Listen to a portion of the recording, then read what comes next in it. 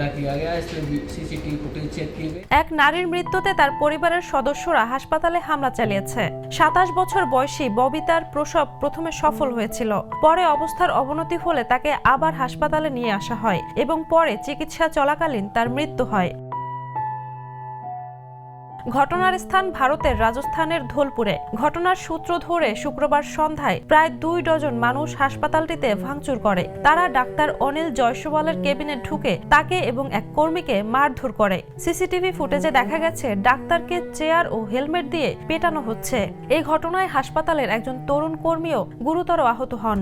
मौके पर हॉस्पिटल के बाहर कुछ लोग ডক্টর জয়সওয়াল বলেন তিনি ঘটনার আগে কোনো ধারণা পাননি। হামলার সময় তার হাতে পায়ে আঘাত লাগে এবং তার আইফোনও চুরি হয়। পুলিশ এসে পরিস্থিতি নিয়ন্ত্রণে আনে। ঘটনার সঙ্গে জড়িত 5 জনকে আটক করা হয়েছে এবং মামলা দায়ের করা হয়েছে। 70-126 PNSS में गिरफ्तार किया गया है। हॉस्पिटल के डॉक्टर करण कुशवाहा की तरफ এই ঘটনার মাধ্যমে হাসপাতালের নিরাপত্তা ও রোগী পরিবারের ভয়াবহ প্রতিক্রিয়ার গুরুতর প্রশ্ন উঠেছে।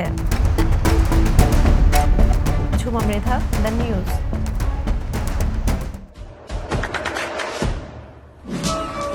দেশে দেশে সবার সাথে দ্য নিউজ।